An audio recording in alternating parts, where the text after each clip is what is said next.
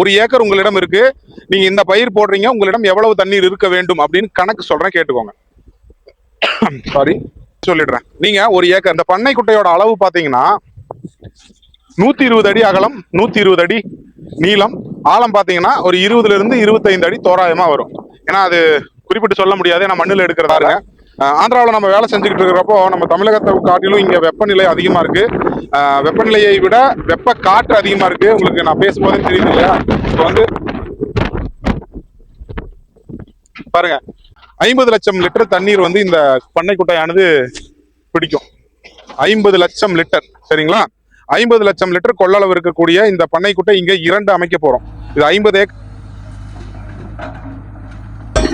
விவசாயத்தை விரும்பும் அனைத்து நண்பர்களுக்கும் உங்கள் கோ இந்தியா கிரீன் சேனல்ல இருந்து உங்கள் தீபின் அன்பான வணக்கம். இன்னைக்கு நம்ம இருக்கிற இடம் பாத்தீங்கன்னா ஆந்திர பிரதேசத்துல ஸ்ரீ சத்யசாய் மாவட்டத்துல பென்கொண்டா தாலுகால இருக்கிற நம்ம ஒர்க்கிங் சைட்ல தான் வேலை செஞ்சுட்டு இருக்கோம். இந்த சைட்ல ஏற்கனவே நம்ம வேலிகள் அமைச்ச காணொலியும் பாதை அமைச்ச காணொலியும் போட்டிருக்கோம்.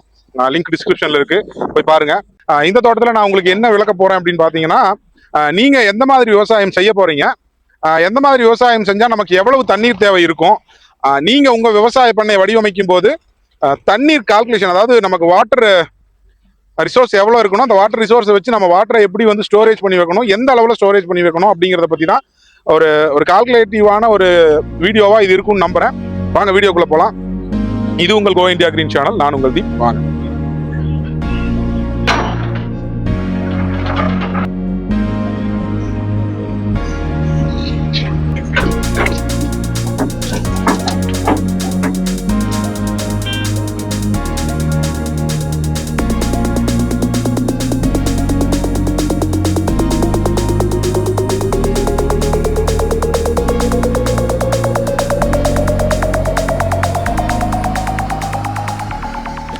வேலை நடந்துட்டு இருக்கு, இங்க பாருங்க. நாளை இந்த டிராக்டர் வந்த மேனிக்கு இருக்கு, உள்ளுக்குள்ள அந்த மண்ணை எடுத்து போட்டுக்கிட்டே இருக்காங்க. குட்டை வேலை நடந்துகிட்டே இருக்கு. இந்த காணொலியில நீங்க பண்ணை குட்டையை அமைச்சுக்கணும்னா உங்க தோட்டத்தோட அளவு பொறுத்து, அந்த தோட்டத்துல நீங்க பயிரிட போற பயிர் வகைகளை பொறுத்து எவ்வளவு தண்ணீர் தேவை அப்படிங்கிறத பத்தி தான் சொல்ல போறேன். இந்த வீடியோல உங்க தோட்டத்திற்கு எவ்வளவு தண்ணீர் தேவைப்படும் அப்படிங்கிறத சொல்றதுக்கு முன்னாடி, இந்த பண்ணை குட்டையை எப்படி அமைக்கிறோம், இந்த பண்ணை குட்டையோட வடிவமைப்பு எப்படி இருக்கும் அப்படிங்கிறத உங்களுக்கு சிம்பிளா சொல்லிடுறேன். ஆந்திராவில் நம்ம வேலை செஞ்சுக்கிட்டு இருக்கிறப்போ நம்ம தமிழகத்தை காட்டிலும் இங்க வெப்பநிலை அதிகமா இருக்கு. வெப்பநிலையை விட வெப்ப காற்று அதிகமா இருக்கு. உங்களுக்கு நான் பேசும்போதே தெரியுது இல்லையா? இப்போ வந்து பாருங்க, இப்போ வந்து மணி எவ்வளவு ஆச்சுன்னு பாத்தீங்கன்னா மதியம் 1 மணி. ஆனா இங்க வந்து ஒரு நாள் முழுக்கவே இந்த மாதிரி காத்தானது அடிச்சுக்கிட்டே தான் இருக்கும். விவசாயம் செய்யற நண்பர்களுக்கு தெரியும், வெகு காலமா விவசாயம் செய்யற நண்பர்களுக்கு தெரியும், வெயிலை விட நிலத்தை வந்து சீக்கிரமா காய்ந்து போக வைக்கக்கூடியது இந்த காற்று தான். இந்த காற்றினால் என்ன ஆகும்னு பாத்தீங்கன்னா, நீங்க எவ்வளவு தண்ணீர் கொடுத்தாலும் நிலப்பரப்பானது அப்படி காஞ்சிடும். அதனால இங்க வந்து நம்ம தண்ணீர் தேவைக்கான பண்ணை குட்டையை கொஞ்சம் பெரிய அளவுல யோசிச்சிருக்கோம்.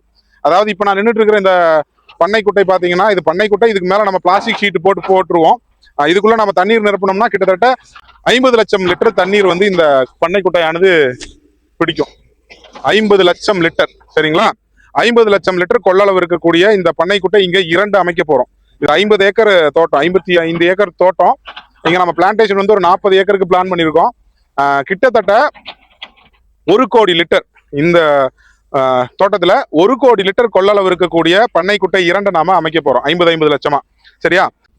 இந்த பண்ணை குட்டையோட அளவு பாத்தீங்கன்னா 120 அடி அகலம், 120 அடி நீளம், ஆழம் பாத்தீங்கன்னா ஒரு 20 இருந்து 25 அடி தோராயமா வரும். ஏன்னா அது குறிப்பிட்டு சொல்ல முடியாது, ஏன்னா மண்ணில் எடுக்கிறதால.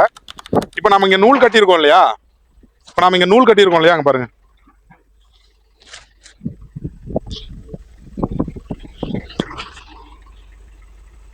இந்த நூல் கட்டி கொடுத்ததுலதான் அந்த ஹிட்டாச்சி வந்து அந்த நூலை கணக்கு பண்ணி அப்படியே கரையை வெட்டி வெட்டி வெட்டி வெட்டி எடுத்துட்டு வராங்க. இப்ப நாம இங்க நின்றுட்டு இருக்கிற இந்த கரை பாத்தீங்கன்னா செங்குத்தா இருக்கும். பாத்தீங்கன்னா தெரியுதா? செங்குத்தா இருக்கும், நேரா கீழே இருக்கும். 90 டிகிரின்னு வச்சுக்கோங்க, 90 டிகிரியில கீழே நேரா இருக்கும். அப்போ இந்த கரையை வந்து இந்த ஹிட்டாச்சி என்ன பண்ணுதுன்னு பாத்தீங்கன்னா, இந்த நூல் கட்டி இருக்கிற இடத்துல இருந்து கீழே வந்து ஒரு 30 இருந்து 40 டிகிரி சரிவா இருக்கிற மாதிரி இந்த கரையை எடுத்துருவாங்க. 4 பக்கமும் இங்க இருந்து பாத்தீங்கன்னா உங்களுக்கு நல்லா தெரியும், கரையானது சரிவா இருக்கும். ஏன் இப்படி சரிவா அமைக்கிறோம்னு பாத்தீங்கன்னா, பண்ணை குட்டையை பொதுவா இப்படிதான் அமைக்கணும். காரணம் என்னன்னா, அப்பதான் மழை நீர் வந்து நிறைய வெள்ளம் மாதிரி வரும்போது இந்த கரையானது உடைந்து போகாம பாதுகாக்கப்படும். உடையாம இருக்கிறதுக்கான வாய்ப்புகள் ரொம்ப ரொம்ப அதிகமா இருக்கும். சரிங்களா? அப்ப நீங்க பண்ணைக்குட்டை அமைக்கும் போது அது சின்னதா இருந்தாலும் சரி பெரிதா இருந்தாலும் சரி பண்ணைக்குட்டை அமைக்கும் போது இந்த வடிவமைப்பை நீங்க மனதில் வச்சுக்கணும். சரி, இப்ப நீங்க உங்க தோட்டத்துல ஒரு பண்ணைக்குட்டை அமைச்சுக்கிறீங்க. அது கட்டடமா இருக்கலாம், இல்ல பிளாஸ்டிக் ஷீட்டை வச்சு அமைக்கிற ஒரு பண்ணைக்குட்டையா இருக்கலாம். எவ்வளவு அளவுல பண்ணைக்குட்டையை அமைச்சுக்கணும் அப்படிங்கறத இங்க கேள்வி. அது உங்களுக்கு ஒரு தோராயமான கணக்கா நான் சொல்றேன். ஒரு தோட்டத்தை நம்ம தயார் செய்யறோம் அப்படின்னா அந்த தோட்டத்துல நம்ம ஏதாவது விவசாயம் செய்யணும் இல்லையா? அப்ப இந்த விவசாயத்தை நீங்க எப்படி பிரிக்கலாம் அப்படின்னா, நம்ம முன்னோர்கள் நிலத்தை எப்படி பிரிச்சிருந்தாங்கன்னா திணை வாழ்வியலா பிரிச்சிருந்தாங்க. குறிஞ்சி, முல்லை, மருதம், நெய்தல், பாலை அப்படின்னு. இதுல நெய்தலை தவிர்த்து குறிஞ்சி, முல்லை, மருதம், பாலை. இதுல குறிஞ்சியும் முல்லையும் மழை வராம முறைமையில் திரிஞ்சா அது வந்து பாலை. அப்ப நமக்கு முக்கியமா இருக்கிறது பாத்தீங்கன்னா இங்க மருதம். சரிங்களா? மருதத்துலதான் விவசாயம் செய்யறோம் இல்லையா? இப்ப இந்த குறிஞ்சி முல்லையெல்லாம் விட்டுறலாம், அது முழுக்க முழுக்க இயற்கை சார்ந்த ஒரு காரியம். இப்ப நம்மிடம் ஒரு நிலம் இருக்கு, அந்த நிலத்தை நாம தோட்டமா மாத்துறோம், அதுல நாம விவசாயம் செய்யறோம். எந்த மாதிரி விவசாயம் செய்ய போறோம் அப்படின்னா ஒரு 5 வகையான விவசாயத்தை நம்ம கையில் எடுத்துக்கலாம். அந்த 5 வகையான விவசாயம் என்னென்ன அப்படின்னா, தானியம், அரிசி, வரகு, குதிரைவாளி, சாமை, இதெல்லாம் தானிய வகைகள். அடுத்தது பருப்பு மற்றும் எண்ணெய் வித்துக்கள், எப்படி நிலக்கடலை, அப்புறம் வந்து அவரைக்கொட்டை, அப்புறம் எள்ளு, சூரியகாந்தி, இந்த மாதிரியான தாவரங்கள். அடுத்தது காய்கறி, கீரை, கிழங்குகள், இதெல்லாம். சரிங்களா? அடுத்தது மரப்பயிர்கள், அது பழமரமா இருக்கலாம், இல்ல டிம்பர் ட்ரீஸ்னு சொல்ற பலகைக்கு பயன்படக்கூடிய மரங்களா இருக்கலாம், எதுவா வேணா இருக்கலாம். இது 4வது. 5வது விலங்குகளை வைத்து செய்யக்கூடிய விவசாய முறை, அனிமல் ஹஸ்பண்ட்ரின்னு சொல்றோம் இல்லையா ஆங்கிலத்துல, அந்த மாதிரியான விவசாய முறை. இதை தவிர்த்து வேறு மாதிரியான விவசாயங்களும் இருக்கு, அதை நம்ம இந்த இதுல கொண்டு வர வேண்டாம். மொத்தம் 5 வகையான விவசாய முறைகள் இருக்கு.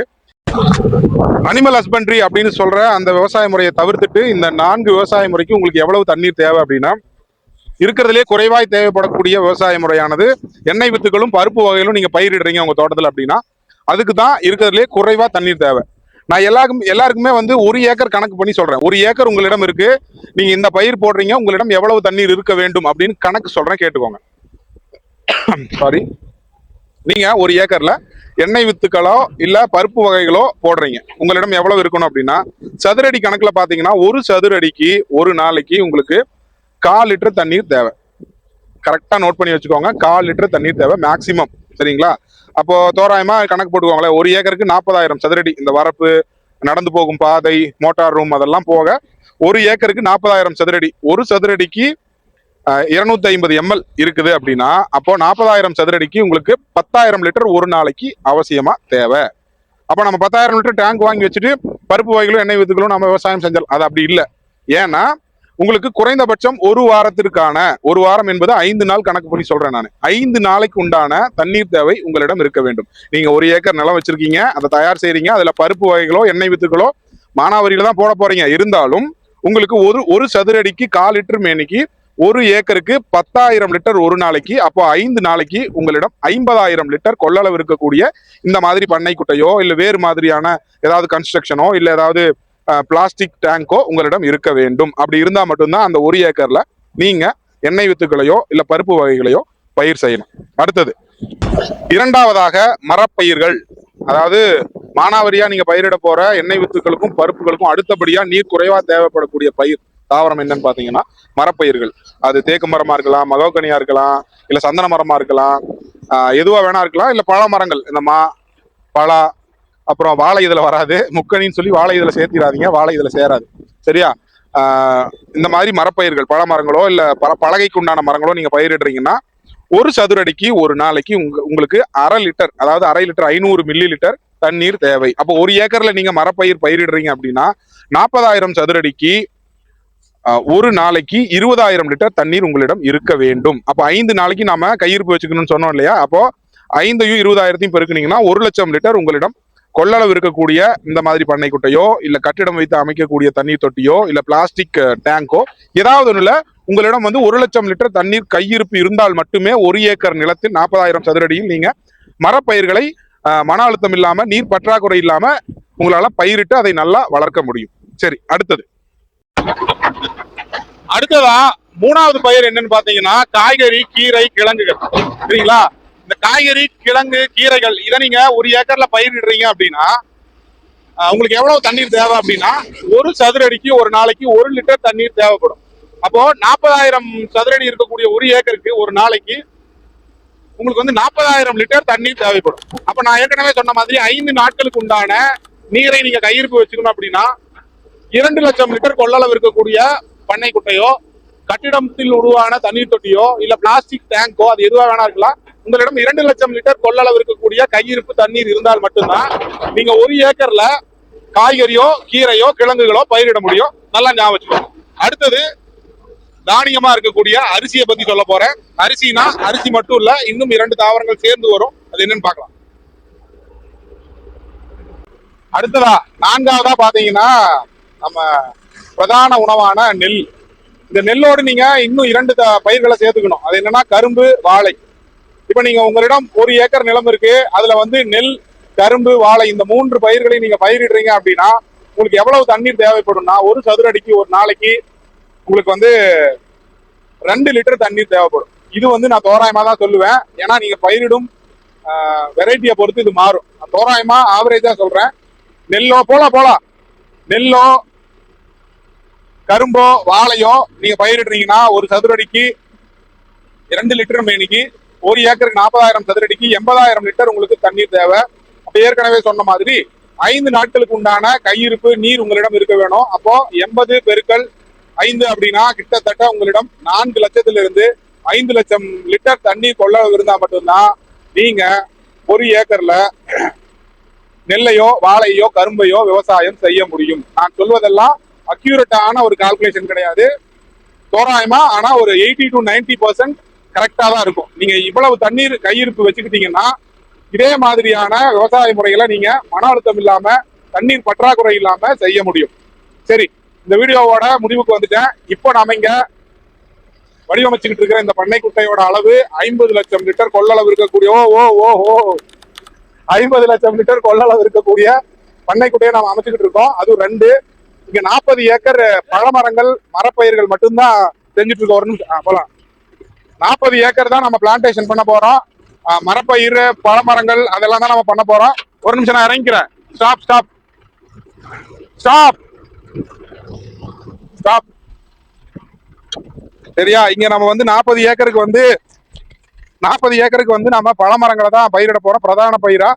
அப்போ 40 ஏக்கருக்கு நான் சொன்ன மாதிரியான கணக்குல பாத்தீங்கன்னா மரப்பயிர்களுக்கு வந்து 1/2 லிட்டர் ஒரு சதுர அடிக்கு சொன்னேன். ஒரு ஏக்கருக்கு வந்து 20,000 லிட்டர். அப்ப 5 நாட்களுக்கு பாத்தீங்கன்னா 1 லட்சம். ஒரு ஏக்கருக்கு வந்து 1 லட்சம் லிட்டர் தேவை. இங்க 40 ஏக்கருக்கு 40 லட்சம் லிட்டர் தண்ணீர் தான் நமக்கு தேவை. ஆனா 50 லட்சம் லிட்டர் கொள்ளளவு இருக்கக்கூடிய 2 பண்ணை குட்டைகளை நம்ம இங்க வடிவமைச்சுக்கிட்டு இருக்கோம். எதனாலன்னா ஒரு சேஃப்டிக்கு தான். சரியா? உங்களுக்கும் இந்த மாதிரி அதிகப்படியான தண்ணீர் கொள்ளளவு கொண்ட பண்ணை குட்டையை நீங்க அமைச்சுக்க முடியும் அப்படின்னா நீங்க அமைச்சுக்கலாம். ஆனா நான் சொன்னது போதுமான அளவு இருக்கும். அதாவது சஃபிஷியன்ட் ரேஷியோ தான் நான் உங்களுக்கு சொல்லியிருக்கேன். நான் சொன்னதை திரும்ப சொன்னா வீடியோ ரொம்ப லென்த் ஆயிடும். டிஸ்கிரிப்ஷன்ல அந்த கால்குலேஷனை நான் தெளிவா போடுறேன், போய் பார்த்துக்கோங்க. இந்த காணொலியில வந்த காட்சிகளும் நான் சொன்ன தகவல்களும் உங்களுக்கு பயனுள்ளதா இருந்திருக்கும் நம்புறேன். தொடர்ந்து இந்த மாதிரி விவசாயம் சார்ந்த வேலைகள் உங்களுக்கு தேவைப்பட்டா, ஒருவேளை உங்களிடம் 50 ஏக்கர், 100 ஏக்கர், 500 ஏக்கர் நிலம் பெரிதா இருக்கு, அதுல விவசாய பண்ணைகளை வடிவமைக்கணும்னு உங்களுக்கு எங்க தேவைப்பட்டா தொடர்ந்து திரையில எங்க தொடர்பு எண் வந்துகிட்டே இருக்கும். தயக்கம் இல்லாம தொடர்பு கொள்ளுங்க. ஒருவேளை நீங்க எங்களை அழைத்து நாங்க எடுக்கலையோ, இல்ல எங்களை தொடர்பு கொள்ள முடியாத பகுதியில் நாங்கள் இருந்தாலும் எங்களுக்கு வாட்ஸ்அப் மெசேஜ் போடுங்க. கண்டிப்பா நாங்கள் உங்களை திரும்ப தொடர்பு கொள்வோம். வேலைப்பாடுக்கு ரொம்ப மும்முரமா நடக்குது. 50 லட்சம் லிட்டர் கொள்ளளவு இருக்கிற அந்த பண்ணை குட்டையை பிளாஸ்டிக் ஷீட்டு போட்டு மூடுற அந்த காணொலியை தனியா நான் உங்களுக்கு கொடுக்குறேன். இந்த காணொலியும் கருத்துக்களும் உங்களுக்கு பயனுள்ளதா இருந்திருக்கும்னு நம்புறேன். தொடர்ந்து நம்ம கோ இந்தியா கிரீன் சேனலோட இணைந்திருங்க. இன்னும் விவசாயம் சார்ந்த சுவாரஸ்யமான தகவல்களுடன் உங்களை வந்து அடுத்தடுத்து சந்திக்க நாங்கள் காத்துக்கிட்டு இருக்கோம். நான் எப்பவும் சொல்றது ஒண்ணுதான், நீங்க என்ன வேலை வேணா செய்யுங்க, எந்த துறையில வேணா இருங்க. ஆனா விவசாயம் என்பது நம் வாழ்வியல் முறையா மாறும் வரை நம் வாழ்க்கை அமைதியான சூழ்நிலையை நோக்கி நகராது. இன்னும் சில காலங்கள் தான் உண்டு. உங்களிடம் இருக்கக்கூடிய பணம் முற்றிலும் மதிப்பிழக்க போகிறது. நான் வந்து வதந்திகளை கலப்பல. நீங்க எவ்வளவு பணம் வச்சிருந்தாலும் உங்களுக்கு சாப்பாடு இல்லைன்னா நீங்க என்ன பண்ணுவீங்க? அப்போ உங்கள் உணவை நீங்கள் உறுதி செய்து கொள்ளும் வரை உங்கள் வாழ்க்கையானது நிலைத்தன்மையுடையதாக மாறாது. உங்களுக்கென்று குறைந்தபட்சம் குடும்பத்திற்கு 1 ஏக்கர் நிலமாவது இருக்க வேண்டும்.